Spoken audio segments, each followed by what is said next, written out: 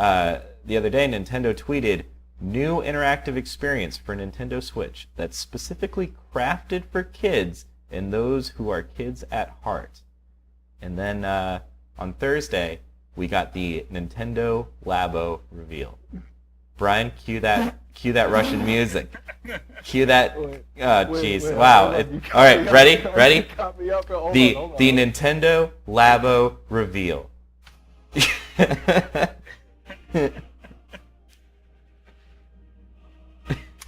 So basic. You caught me off guard with that. No, that's fine. That's fine. A little bit. That's fine. Okay. Yeah. Never mind. All right. So I'll just do a quick summary of what it is, and then you guys can go nuts because I'm very bullish on this. I'm very optimistic. So basically, there's going to be two kits coming out. They're both coming out on 4/20, and the first one's $69.99. So whoever did that, they're just like, they know, dude. They're meme masters. They are meme. Dude, it might be. It's 69. It's probably 99, but there's a chance, dude. Anyways, they're meme lords. So the first one's $69.99. No, they wouldn't be meme lords if it was $69.69. Yeah. Second one is $79.99. What they are these packages that come with a bunch of cardboard sheets and strings and other things, and you create these. You create different cardboard objects. You can create, for example, a piano. You can create a robot suit, a fishing rod, a camera, a gun, and a little RV car. And you use the Joy-Con, specifically the IR camera in the right Joy-Con, is what powers these things. So on the piano, if you hit the cardboard key, the IR camera senses which key was pressed, and it plays the note out of your Switch. That's basically what the concept is. All right, you guys can go nuts for a while. I mean, I think it's cool. It really. I think it's awesome. At that video, it really reminded me of those those Lego Technic sets. Yeah. You could build something, but it had the features with it. They had the truck with the winch, and they had the crane with all the different shit that you could do with it. I think it's really cool. I have my qualms about the durability of a piece of cardboard that's just held together with tabs that. I can fix your qualms, but keep going. You can fix them. I can fix them. For I can 99. attempt. No. Yeah, exactly. I can attempt to remedy them, but keep going. But it's I think it's a really good idea. I think that kids like to actually do something. Kids these days, you go in a store or something, you see people with their 3-year-old kid, and the kid has their own iPhone or whatever. You want to do something physical. It's something different. And this is it's not like the stuff that was out when we were kids, because that was a big piece of plastic shit that you could only use for one thing. This is a set that you get to put it together, you get to see how it works, and it's not just a one feature thing. At least you get a couple of them with it. So I really like it. I think it's a really cool idea. So I'm going to ask you and then the other guys the same question, and then the other guys can kind of give their first impressions. Describe your feelings for Labo in one word. One word. Yeah. I don't usually do things in one-word phrases. I'm kind of a Okay. word phrase kind of guy, but I'll do one word for you. Innovative. Nice. All right. You guys, do you guys have anything to say, Jake or Jeremy, or you want me to? Yeah. Okay, go for it. I have so first of all, I agree with everything that Brian said. I think it looks fun. It kind of reminds the obvious comparison I think is Legos. And Legos are fun. Video games are fun. So there you go. My girlfriend is also skeptical about the cardboard. I'm not as concerned. I think kids can be pretty protective and careful with shit that they value. We'll see. Sometimes they cannot be. We'll fucking see. But I have, I think, 4 other kind of small pieces of skepticism that I don't hate it. I'm not saying anything like that. But just to me, I guess, we'll see how it works out. And these are just things I'm interested to follow. The first is I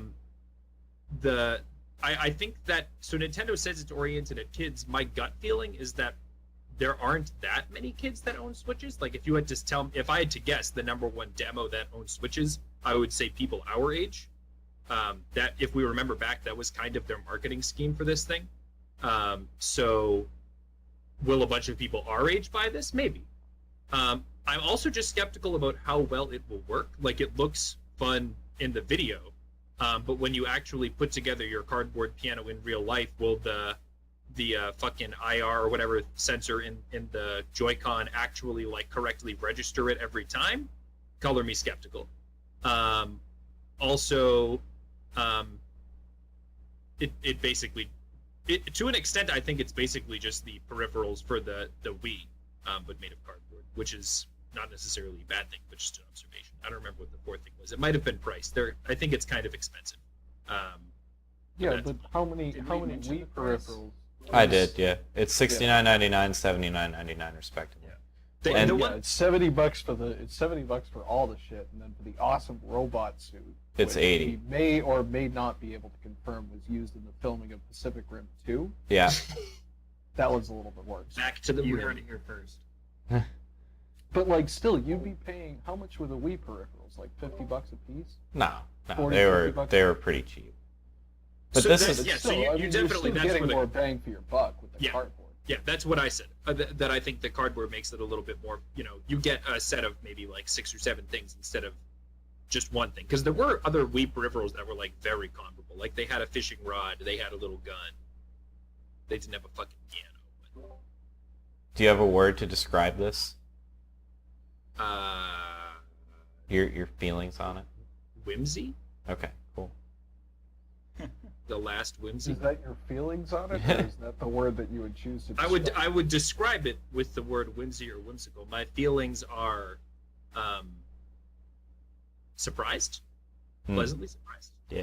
All right. With the- I would describe it with the word just Nintendo.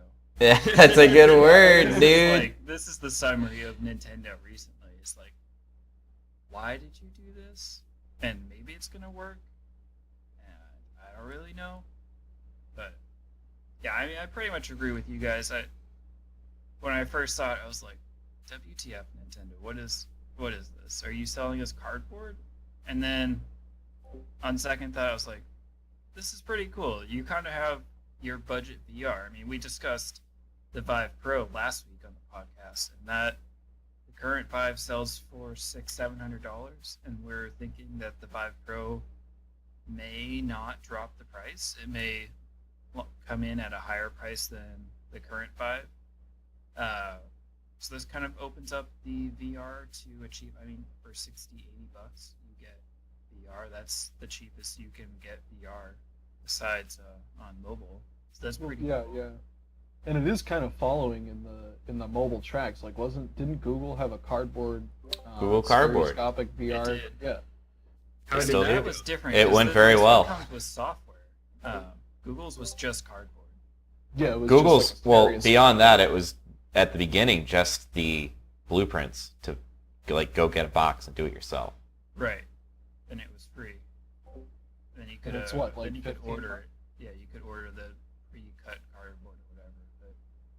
But yeah, so I thought it was pretty cool. But at the same time, I came back and was like, oh, cardboard, really? Like, I don't know. So I'm still a little torn. I think like most of us are. I think it's a cool idea.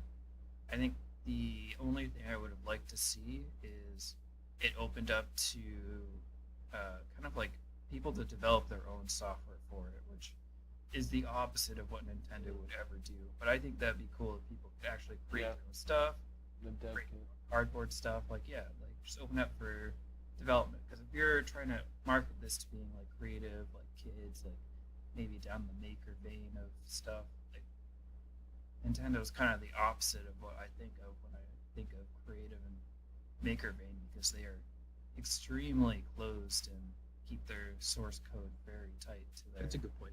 to Well, their company. but they could market out some of the service without necessarily, like, because Lego has that. They could do thing like a where Marvel the- brand, Mario yeah. Maker. Right. Yeah, but or you could go on your Switch and use like a stylus or something and draw out something, and you send that file to Nintendo and they laser cut it or whatever for you, and then they send it to you in the mail. I mean, it'd be expensive, but it's an option for them. And it wouldn't be revealing any of their underlying code or anything of that. Right, and if they were to go that route, I think that's probably the one they would take. But at the same time, it's like, why do you Well, that think this door's so open. difficult, Nintendo? So, I remember my last thing. Can I add my last thing? yes. The fourth thing was, will the games actually be fun? Will the mini games that come with the cardboard actually be fun, or will it be like, I made a piano and now I have a piano. I don't need a piano. But specifically, like the robot shit and all the other shit, will you actually want to play the games? Because I think to an extent, that's kind of what we saw with 1-2 Switch. Like 1-2 Switch, I don't know in specific if it sold well, not well. I would assume fairly well. 'Cause, Sold 1.2 million in the first quarter. yeah, it was like one of 6 games that came out with the Switch. So I'm assuming that it sold fine. But it didn't. To me, it doesn't seem like it's really like caught fire. Like everyone's not out here like, 1-2 Switch, man. So Yeah, but I mean, 1-2 Switch was a new thing. Like this also opens up the possibility for stuff like the classic NES Zapper games. Like they could do a Duck Sure. Hunt. They could do a Duck Hunt port that uses this whatever that gun cardboard thing is. Yeah. And that it's not as limited as 1-2 Switch. I don't think. I think. well, it's the same soft. The only thing that's different is a piece of cardboard that you put your hand on. Right, but that makes a lot of difference. The Yeah, it physical can. object makes a lot of difference. Right? But that's my question. Will the games be like enjoyable and something that we latch onto, or not so much? I assume they'll be like somewhat enjoyable, but just seeing what the games are. That was the last thing that I was curious about when I saw the announcement. All right. I got a big one. Yeah, do it, dude. I got a big one. And I mean, we it's go. it's partially a big one because I'm going to try to address a lot of points. I think there's some good information that should hope, and some of it's confirmed, some of it's suggested by Nintendo.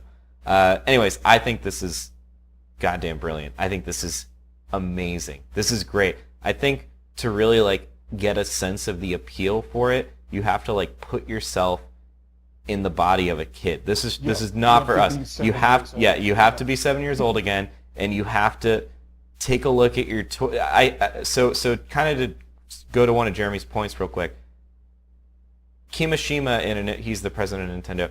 In an interview, he was saying that our first year, our kind of goal was to attract our core audience, and I think they did a great job on that. And he said, going forward this year, one of our big goals is going to be expanding our demographic. I don't think this is trying to sell units to people with Switches. I think this is trying to sell Switches. I think this is a system seller for kids in a way that I don't think we could even begin to imagine. I think this is going to take off.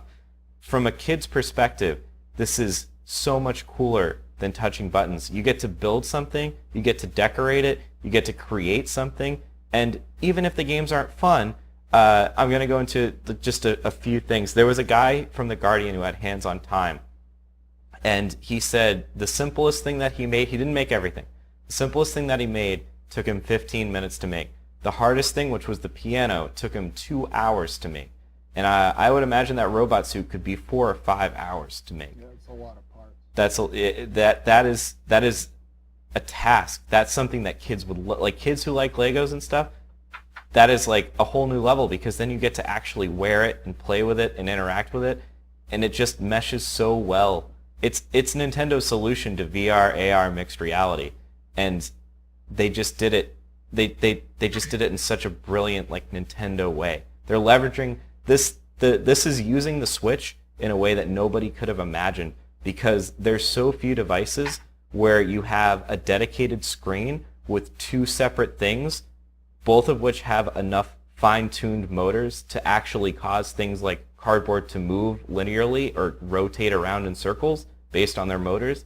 Also, they have that IR camera, which allows for so much. This is really taking every unique facet of the Switch and just putting it full center. There's nothing on the market that can replicate this. To address a few more things, there's one other thing that's coming out on the 20th. It's a stencil set. It comes with a bunch of ways to decorate it. Obviously, you could just use your own markers or whatever, but it has stickers and stencils and whatever. That's going to be $10. The other thing is they are thinking or they've suggested, so it looks like this is going to be definite, of just they're going to have the blueprints accessible for everybody, or you can just buy the software alone. So like if you don't want to buy the $70 set for those like 6 things that you can build, you can buy the software for a price that they haven't determined yet. But if it was like $20 to buy the software and all you want to do is do the piano, you can make the piano yourself with your own cardboard. You can do it your own, you know. And they did talk a little bit about replacements. They phrased it as not free, but they said it kind of weird, where it was either going to be stupid cheap or free for maybe a limited number of replacements, or maybe they'll give you a few extra parts. But they made it sound like replacements were going to be realistically doable. That isn't quite what I had read, that they were going to sell. I had read that they were going to sell replacement parts. Yeah, but there was some other, maybe it was a representative who misspoke. But in any event, you could make a lot of this yourself if you had the blueprints. And a laser cutter. I mean, like the Well, tolerances on the stuff, like the models that they're showing in the video, that stuff is put to get like it's. well, yeah, I think that's going I to don't be. think you could do that with an example. Yeah, but I you don't know. think a 7-year-old could do it. But if you bust a part, you know, if you need if a tab tears or something, you can tape it back. Yeah, you can. I agree. Durability is cause for concern, but I think as a whole, this is using a piece of hardware that is not replicable anywhere in the most unique way possible.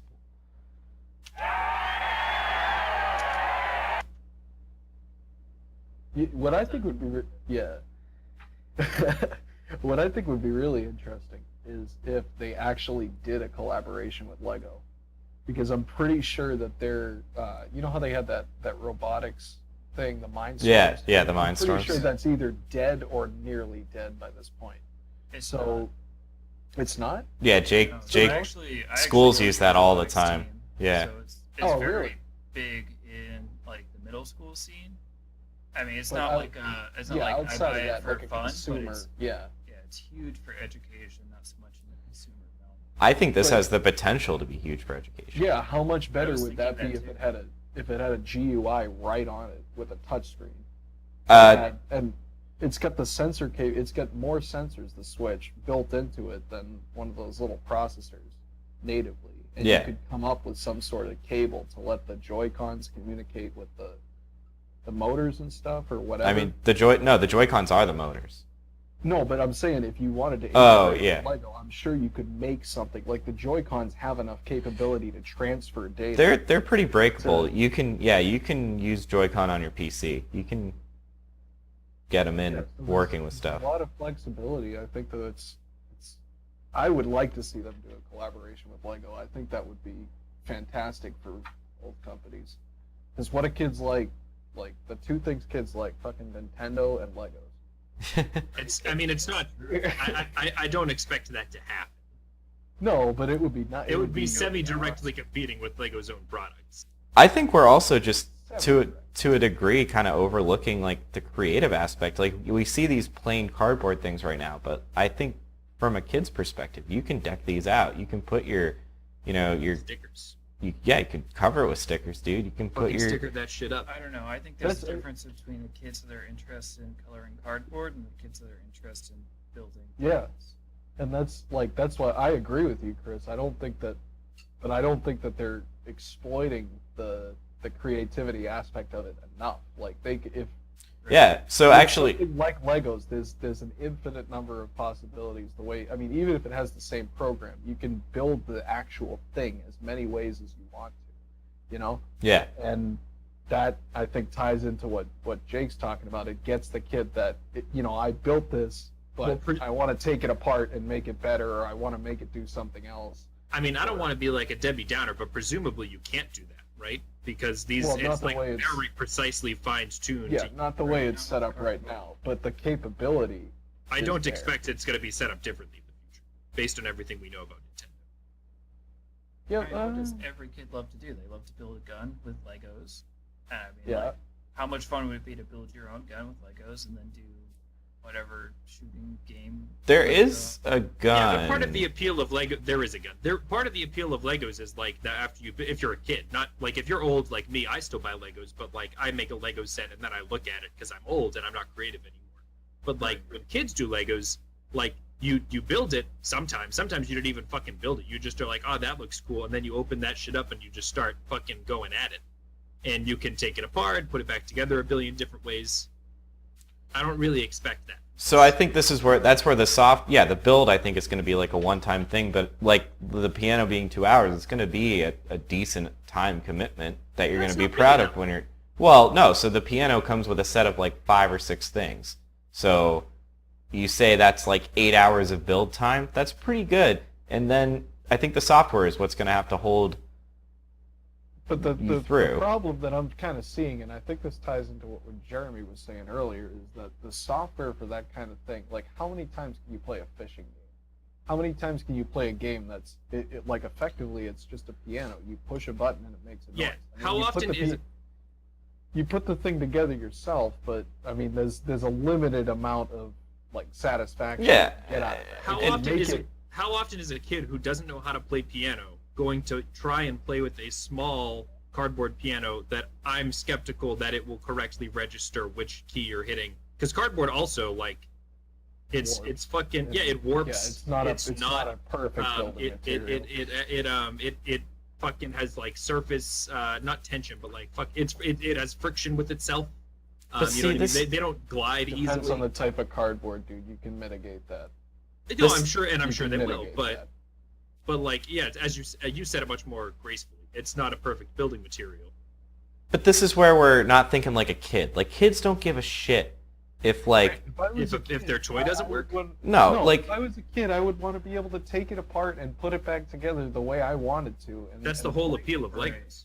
Right, and that's what I'm. But this has the potential. Even if Nintendo comes out with their own line of quote unquote Legos and call it Nintendo blocks or whatever the hell, that's what I think they should do with this. They should go towards something that allows the end user, without necessarily getting at their Nintendo's code and all that stuff, because I know they're very protective about that, but lets the end user play around with the product more than just this is what we've decided it will be and this is what it will be forever. And I think that would be cool, but I think based on what I see now, that's not where their head is at. Well, probably I think not. that's what I their would agree with you on advertising that. is, but I don't think that's what the product is. I If think- they do that in the future, I think that would be cool.